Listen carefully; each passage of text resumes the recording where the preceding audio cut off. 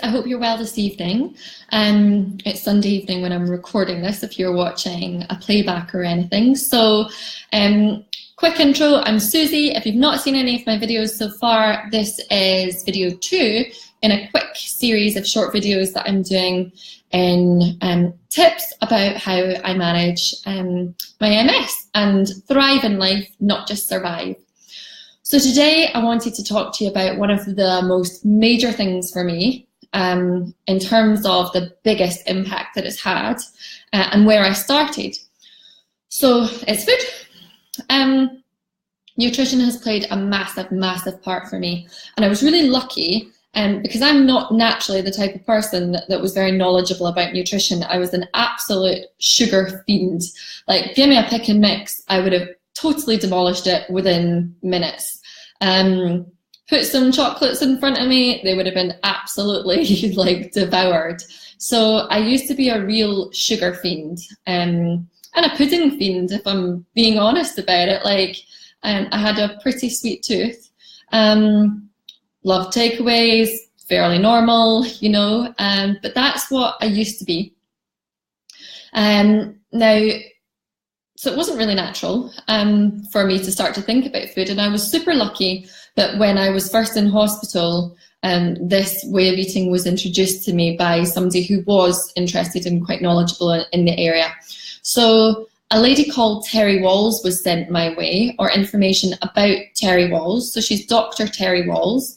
I'll put a note of everything kind of underneath here so that you can go and look stuff up if you're interested. And essentially, she's literally transformed my life. She is a lady with a medical background. She's a doctor who has progressive MS and was deteriorating really rapidly. Now, I'll not tell her story for her because you can find a lot of information online and she's way more equipped to do that than I am. But essentially, she was eating kind of normally, and then seeing how she could influence her MS with vitamins, minerals, etc. Saw a bit of a difference, but not anything major. Started to consider where the natural source of vitamins and minerals are. They're your food. She then spent 2 years devising a way of eating. Now, her processes have developed an awful lot since day one when I kind of got introduced to it, and there's so many resources available at the moment that I'll point you in the direction of if it's of interest to you. But I started her way of eating literally week 1 when I was out of hospital for the first time. And this is the biggie for me. This is kind of the hook and hopefully lets you understand how powerful it was. I had been slurring majorly. The brain fog was extreme. Now, I've mentioned it before, but when I say extreme, articulating a sentence was like dragging my words through mud in my brain to try and push them out to speak. And within 3 days of eating the way Terry Walls guides you to eat, my brain fog had reduced dramatically and my fatigue had improved. So that was enough for me after 3 days to be like, wow, I need to give this a go. I need to keep going. And I did throw myself in. So where am I? Let me catch up on my notes, because the reason I'm doing this is I want them to be live and authentic and just real. So they're not heavily scripted. They're, you know, this is just me, but let me just catch up and find my place again. Because I wanted to tell you about the impact that it had on me. And there are now 3 levels of the way Terry Walls can support your eating. I started at, I guess, what would be level 1. I now eat level 2, which is called Walls Paleo. There is a level 3, and I live really successfully with level 2. So in my mind, I've always had, well, do you know, if anything deteriorates dramatically any further, I always have level 3 left for me to be able to step it up again and have somewhere, you know, to go to help improve my symptoms again. But luckily, you know, as I've mentioned, I live a very healthy life and I'm thriving drug-free with MS. So I've not had to do that as of yet. So what is her way of eating? Well, if I'm being really honest, people think that it's super strict. When I tell anybody about this, the initial reaction is probably like, wow, that sounds like a lot of thinking and a lot of work. So I will be honest about it. In the beginning, it does take some thinking. But what is your health worth? It's absolutely priceless, you know? So if this can give you a flavour of feeling normal again, no pun intended there, then isn't it worth it? And as I say, there's so many resources available now to help you with it. Now, I guess I should say, I'm talking about Terry Wahls a lot. There are other lifestyle changes with nutrition that you can make. And there are other, I hesitate to say diets, but ways of eating out there that you can research. But Terry Wahls is what I do, so I'm equipped to talk about that from my perspective. So what is her way of eating? How do I eat right now? Well, in essence, I try to eat as many greens as possible per day. She says 3 cups of greens, so cups is a measurement. I actually really struggled to get the volume of food in, so I eat quite successfully with 2 cups of greens per day. It's meant to be 3, but I eat 2 cups of sulfur-rich food, so that's like your broccoli, cauliflower, onions, mushrooms, all that sort of stuff. 2 cups of sulfur-rich food a day. And colours, so literally anything with colour in it. I normally get that from my berries. So 2 cups of that a day. Then add in your protein, and then there's a couple of other things that I sort of layer into that as well. So I have seaweed. I've become pretty good at being able to cook with that and it tasting pretty amazing. There's, again, loads of different tips that I could send your way with that if you're interested in it. For instance, carrageenan or carrageenan is a seaweed and it actually is an amazing sort of thickener. So I whiz it up in my blender so that it's just like a powder, and I add that into smoothies sometimes to thicken things up, or if I'm making like a chocolate mousse, then I'll use that as a thickener for it. So it's pretty taste-free. Otherwise you wouldn't be putting it in chocolate mousse. So I'm digressing a little bit there, but that's the basis of what I do food-wise. I essentially cut out packaged food and I cook fresh. So that's essentially it. Cook fresh, eat cleanly. I avoid eating gluten. I avoid wheat. I avoid yeast, but that's more so for a personal intolerance that I have. I am now refined sugar-free. When I started, I wasn't sugar-free at that point in time. And I'm pretty much dairy-free, but you know, we're all human and I kind of like cheese. So the odd time I find that I can get away with having cheese now and then. Typically goat's cheese I would go for. And it doesn't really affect me at all. So you will find your way. I was very strict in the beginning, then layered in once I had a bit of knowledge and felt how my body was reacting. So yeah, people think that's super strict. Actually, it's dead easy. You probably do half of it already. If you have a smoothie in the morning for your breakfast, what are you putting into that? I'm willing to bet probably some coconut milk or cashew, almond milk, something like that. And some berries. So you're not putting packets into that. Well, there you go. That's meal 1 done. I eat a lot of soups for my lunch and add protein to that, or massive salads. Any of my friends will tell you that if you come for a salad at my house, you're practically presented with a bucket full of tasty food. And I'm a massive curry fiend. So we make our own and we've become pretty good at it. And there's loads of anti-inflammatory things in curries. So that kind of leads me nicely on to talking about inflammation. Basically, you know, if you have a puffed up tummy, or if you get really bloated really consistently, or if you have intolerances that cause bloating and an upset tummy, that typically has been created by an inflammatory reaction in your body. So your gut, your tummy's got a bit angry, and then your immune system kicks in to counteract or deal with that inflamed reaction. So I eat in every way possible to reduce inflammation. So do you know what? If you don't want to look at eating the Wall's way or don't want to look into another diet yet, if you're not really at that point right now, then that's no problem. You can still start to influence your health with your food choices. My advice would be to cut out packets, start eating fresh, and start to understand what causes inflammation and what is an anti-inflammatory food. If you Google anti-inflammatory foods, you'll get a really easy starter list come up that can help you to build your knowledge if you've not started looking at that so far. Now, that whole side of things can tie into another area called gut health.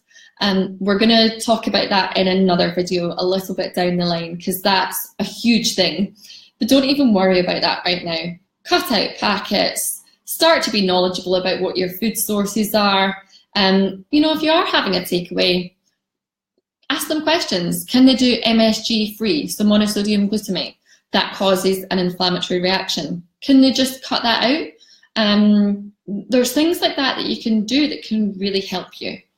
So start to begin to understand what inflammatory foods are, what anti-inflammatory are. You've probably all heard that peppermint tea is like really soothing for your tummy. Ginger's really soothing for your tummy. And you know, you can keep stepping up, and I don't want to give a fully exhaustive list at the moment. It would take me ages. But that's probably a real solid beginning to where you can go. So, as I said, when I started, there were no major guides out there. I kind of had to piece this together myself. I took Wall's guidelines and started to develop my own recipes, my own smoothies, soups. However, now there's so much out there. She actually has like meal plans that you can have access to. They give you your shopping list that then tell you how to make everything and what to eat each day. So you get your breakfast, lunch and dinner, and you don't have to think about it. There's so much resource out there. But likewise, Facebook, Instagram, just Google people, Wall's Warriors, you know, have a look at that. And I promise you, everybody's really delighted to support each other. So reach out, see what other people are doing, get suggestions for recipes, or dive in and look at kind of meal plan subscriptions and that sort of stuff. Now, I think it's important to say that actually, coming from being a total sugar fiend and a pick and mix, like, I just love them, coming from that to now, my taste buds have totally changed. I still eat loads of really awesome cakes, but they're raw cakes. They don't have any of the rubbish in them that you would maybe get if you went and bought a birthday cake from a supermarket. And on that note, if I eat a birthday cake from a supermarket now, like, you know, if I had a slice of it, it doesn't taste good. There's been points where I have been craving it, practically like dribbling, because I've just wanted a bite of the chocolate cake. And actually, I've had a bite of it, and it's enough to let you think, no, it's not worth it, because it doesn't taste very good. And then it spurs you on to keep going. So I do eat loads of puddings. I do eat loads of amazing, delicious stuff. And it, you know, it's not as boring as people think. I would challenge anybody and say that I have a way more delicious diet than anybody else. People often think that it's going to be expensive. So I've kind of done a bit of thinking on this as well. And again, it can just be a case of starting to think where you can buy your foods and starting to, you know, build that up. I know what I can go to one supermarket for, and I know what I need to go to a specific health food shop for. So actually, I did a quick sum before kind of jumping on to Facebook Live today, and I would estimate that I probably spend £10 a day on food. So assume I eat 3 times a day. I do. I do sometimes fast a little bit, but that's another conversation. But a normal day, I would be eating 3 meals on £10 a day. You don't need to be a rocket scientist. £3 a meal is £3.33 if we're being specific. So I would probably challenge you, if you are working and you buy your lunch every day, it's probably an average of £5. So I think I actually save money by eating well. Now, yeah, I have the odd meal out, and you can still do that, you know. So I have the odd meal out, and that I've not factored into those sums or anything like that. But do you know, it doesn't have to be as expensive as you would consider it being. So as I say, there are other diets out there. Have a look at them. But I wanted to talk today about the influence that nutrition has had on my health. When I go on holiday, I do ease up a little bit. We're all human.